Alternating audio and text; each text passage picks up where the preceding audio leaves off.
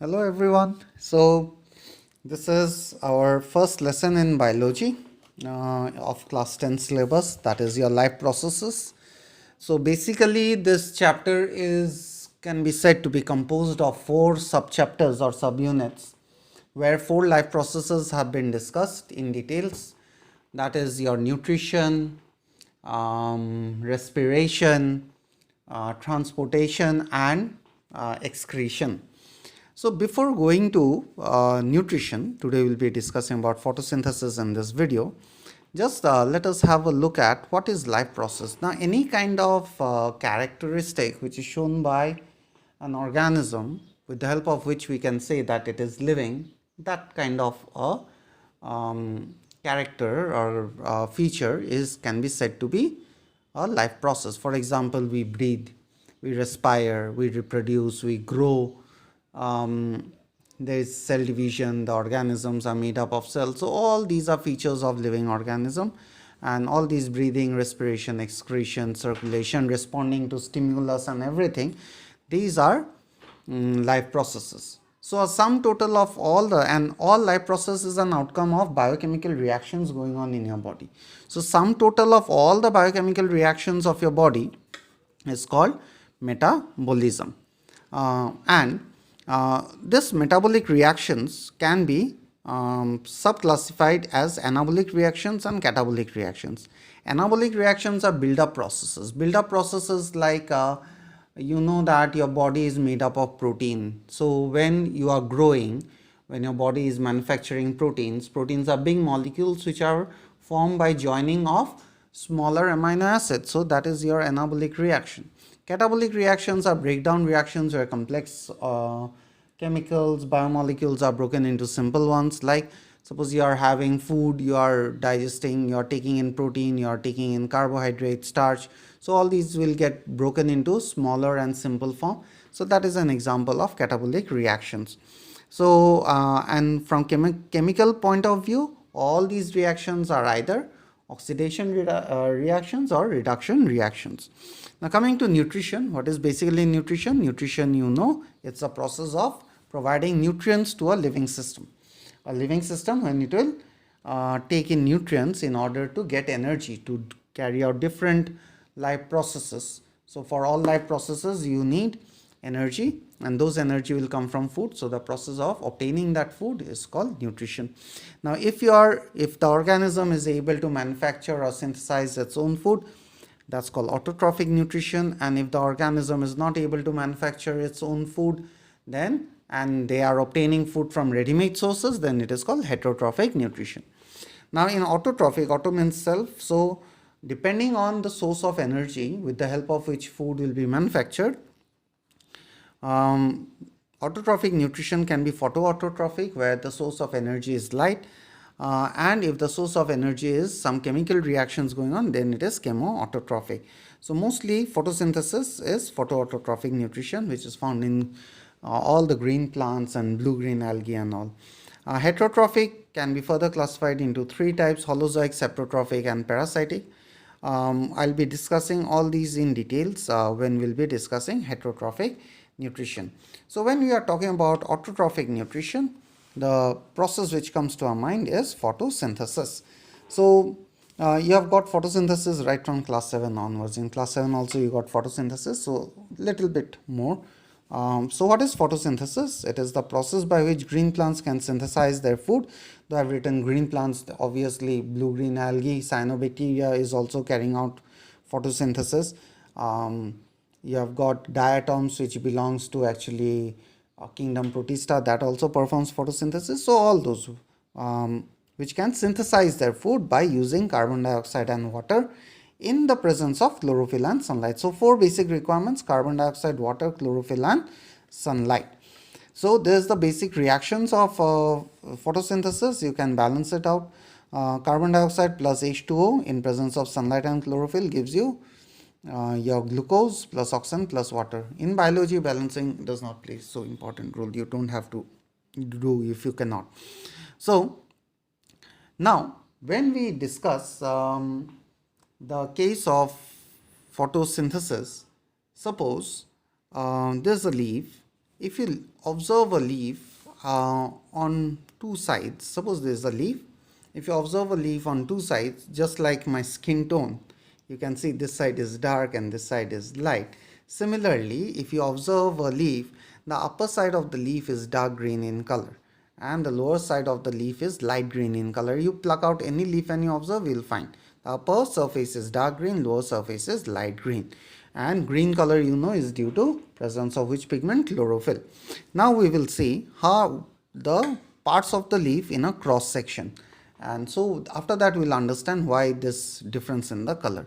So suppose there's a leaf. If you take a slice of the leaf and you observe the thickness of the leaf under microscope, these are the layers you will be observing. The topmost layer is a acellular layer. Acellular means not made up of cell. It is a waxy secretion which is called cuticle. It actually makes the leaf waterproof and prevents excess transpiration. Just below the cuticle you have a single layer of cell which is called the upper epidermis, tightly packed cells. There is no chlorophyll here. Below the upper epidermis there are some columnar cells. These columnar cells which are very closely packed, these are called palisade parenchyma. You have got last year that parenchyma which contains chlorophyll are called chlorenchyma. So these are chlorenchyma basically. So these dot that you can see, these are all chloroplast. Similarly, just below the palisade parenchyma is another layer of loosely bound cells. These are called spongy parenchyma. Reason why they are called spongy parenchyma is that presence of lots of air space, so loosely bound cells. Now look at the difference. This palisade parenchyma has much more chloroplast. Chloroplast is the cell organelle inside which chlorophyll is present, has much more chloroplast compared to the spongy parenchyma, and that is the reason why the upper surface of the leaf is more green. And why more chloroplast has to be there on upper surface? Because this is getting direct sunlight. So more chloroplast means it can absorb more sunlight for photosynthesis. Now below the spongy parenchyma there is another layer of single cell thickness which is lower epidermis, and in this lower epidermis you'll find lots of fine pores. So these fine pores, you know, is called stomata. Each stomata is guarded by bean-shaped cells which are called guard cells. Even the guard cells, they have got chloroplast containing chlorophyll. So most of the maximum stomata are present on the lower surface of the leaf. Now why so? Because through the stomata transpiration takes place, exchange of gas and transpiration, loss of water as water vapor. So if these stomata are present on the upper surface and is exposed to direct sunlight, then there will be more transpiration and the plant will die. Therefore most of the stomata are on the lower surface. Okay, so that's the overall structure of the cross section of a leaf. Now after understanding the anatomy of the leaf, now we try to understand how the process of photosynthesis takes place. In your textbook, in NCERT textbook, 3 steps are given. In the first step it is given that absorption of sunlight for formation of some reduced components and splitting of light, something like that. 3 steps are given. I will explain to you slightly in details, but you will understand that all these are actually those 3 points explain elaborately. So what happens? Suppose there is a chlorophyll. Chlorophyll is a chemical. There is a chlorophyll molecule. When this chlorophyll gets excited by sunlight, from the chlorophyll molecule, electrons will eject out. They will go to a higher energy level. Their energy will become more. But this electron cannot stay in this excited state for long. Now, when it cannot stay in this excited state for long, slowly it loses energy. As it loses energy, the energy which it gained here, that energy will be given out. And that energy will be used to convert a molecule of ADP into ATP. ADP is adenosine diphosphate. So with this, diphosphate means 2 phosphate group, with this 1 more phosphate will be attached. So it will become adenosine triphosphate. There is an energy rich molecule which is formed. And slowly the electron will lose energy and come to another chlorophyll molecule. Now in higher class you will learn both these chlorophyll molecules are slightly different. Again this chlorophyll molecule will get excited by sunlight and again it will eject the electron out. Again, the electron cannot stay in that excited state for long, so it will slowly lose energy, and the energy which it will lose, that energy will be used to convert a molecule of NADP into NADPH2. So the full form of NADP I am just writing here. If you can, you remember. If not, it's not necessary. It is called nucleotide adenine nicotinamide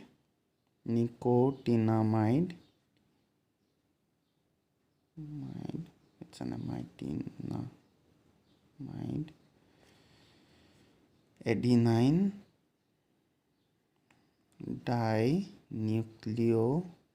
dinucleotide phosphate.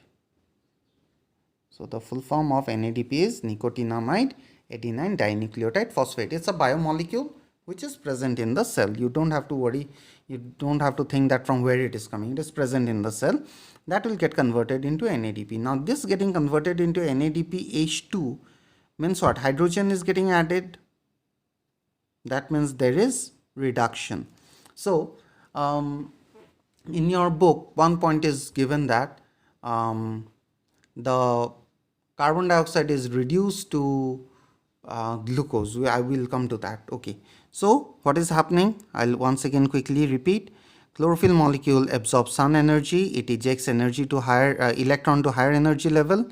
Slowly the electron loses energy and the energy is released, and ADP, that energy is used to convert ADP into ATP. This comes to another chlorophyll molecule. This also gets activated by solar energy. It also ejects electron. Again it loses energy, and this energy is now used to convert one molecule of NADP into NADPH2. Now this sunlight has got one more role. What is the role? It absorbs the energy, and with the help of sun energy, water molecules, water comes from where? From the roots to the leaves. So water molecules will split. So this is photolysis of water. It will split into hydrogen ion plus hydroxyl ion and electron. So three things we are getting. Let us see what is the role of the three things. Now from here, chlorophyll, electrons are continuously getting ejected.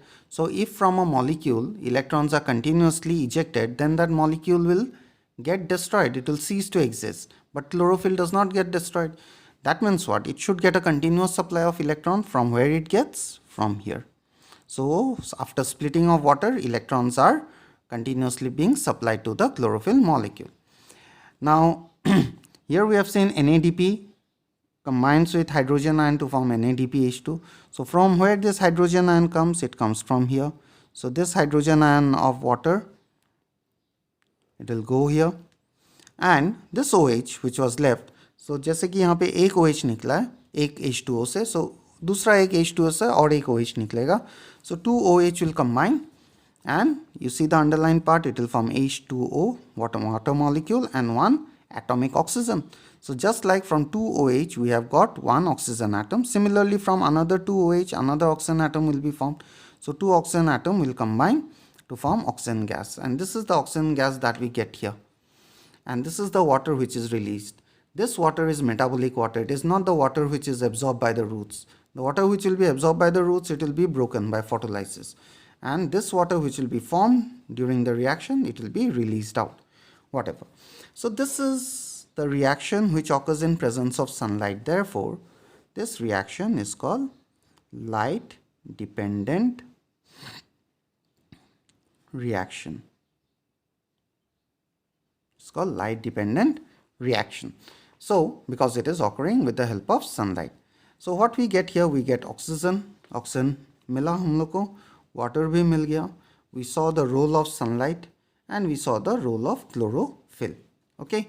So what is left? और पानी का भी role हम लोग ने देख लिया. What is left? Carbon dioxide का कोई रोल हम लोग को दिखाई नहीं दिया यहाँ. No carbon dioxide, no role of carbon dioxide, and no glucose formation. But two things are formed, ATP and NADPH2. Now what happens when carbon dioxide will enter? It will go through a chemical cyclic reaction.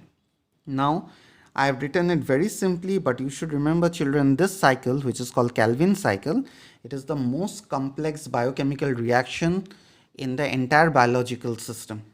Okay, scientists are not able to replicate this artificially. If you are able to replicate this artificially, we can manufacture our own food. So it's a very, very complex process. Lots of intermediate compounds are there. I've just written it in a very simple way. I've removed all the intermediate compounds. So what happens? Carbon dioxide will move in, and this carbon dioxide will get converted into glucose. Now, carbon dioxide getting converted into glucose, what are the elements present in carbon dioxide? Carbon and oxygen. What are the elements present in glucose? Carbon, hydrogen and oxygen. That means which element is getting added? Hydrogen. So from where this hydrogen will come? This hydrogen will come from this NADPH2. So this NADPH2, it will give the hydrogen and it will get converted into NADP, which will come back for the reaction. So we say that carbon dioxide is reduced to glucose. Is that clear? So because addition of hydrogen is reduction, you have got in chemistry, and for joining this hydrogen to carbon dioxide, you will need energy. So from where that energy will come? That energy will come from ATP. So ATP will provide the energy and it will come out as ADP, which will once again go for energy production. So this is what happens in Kelvin cycle. Now for this reaction to occur, you don't need sunlight, but it occurs during daytime only, simultaneously. ये भी हो रहा है, ये भी हो रहा है, दोनों हो रहा है. इसके लिए लाइट का जरूरत नहीं पड़ता है. So this is called light independent reaction. पहले बोला जाता था कि this is light reaction, this is dark reaction, but dark reaction गलत है because it is not occurring at dark or at night, it is occurring at the same time, but this requires sunlight, that's why light dependent. This does not require sunlight, so it is light independent. So this is how actually photosynthesis takes place. So now two more aspects we'll discuss related with photosynthesis very quickly. Now in desert plants, we know that in desert there is a very much scarcity of water. So how desert plants have modified themselves so that they can conserve water. क्योंकि अगर दिन में photosynthesis हुआ तो stomata को खोलना पड़ेगा. So once the stomata will open, there will be rapid loss of water as transpiration and the plant will die. So what desert plants have done, they have designed a different mechanism. The stomata in desert plants remain closed during day. So during daytime बंद रहता है. It opens at night. रात को खुलता है and only then carbon dioxide moves in. ये जब carbon dioxide अंदर चला जाता है, this carbon dioxide is then converted into an intermediate compound. Intermediate means not the end product but a compound in between. And what is that intermediate compound? That intermediate compound is malic acid. So this intermediate compound is formed, and malic acid is an organic acid and it is just like your citric acid. So and it is stored where? It is stored in the vacuoles of the cells. And वो तो रात को हो गया कि malic acid बन गया, it is stored in the vacuole. During daytime what happens? Stomata will close and with the help of sunlight this malic acid will be converted into glucose. So that is how they conserve water, by keeping their stomata closed during daytime and still doing their photosynthesis. Now the last thing that I am going to discuss here is how stomata opens up. Now these are the guard cells. Guard cells have a very thick, inflexible, not flexible inner wall and a thin, flexible outer wall. And there are some radial fibers connecting the inner wall with the outer wall. And there are chloroplasts. These are chloroplasts, which will help them to perform photosynthesis. And these are surrounded by epidermal cells, the lower epidermis. And this entire thing is called stomatal apparatus. The whole structure is called stomatal apparatus. So what happens during daytime, these chloroplasts will manufacture glucose. They will carry out photosynthesis. When they will manufacture glucose, the concentration will increase, and from the neighboring epidermal cells water is going to enter. पानी घुस जाएगा. जैसे कि किशमिश हम पानी में भिगो के रखने से पानी घुस जाता है. So like that, when there will be lot of glucose here, it will absorb water from the neighboring epidermal cells. Now when water will enter, these guard cells will try to swell, but they will not swell like balloon. Balloon में क्या होता है कि दोनों तरफ swell हो जाता है. But here it will not happen like this. Here the outer wall, which is flexible, that will swell, and these fibers, so when the outer wall will swell, the fiber will pull the inner wall. So ऐसा था तो outer wall को ऐसे खींच देगा. So the inner wall, outer wall will pull the inner wall in the outward direction and the stomatal pore is will open up, and after that gaseous exchange will take place. So this is how actually stomata opens. At night again they lose water and they become loose. The cells will become loose and they will come closer and they will partially close. They don't shut completely, they'll partially close. So this is how a stomata opens and closes. So in my next video I'll be discussing about different practicals related with photosynthesis. Thank you.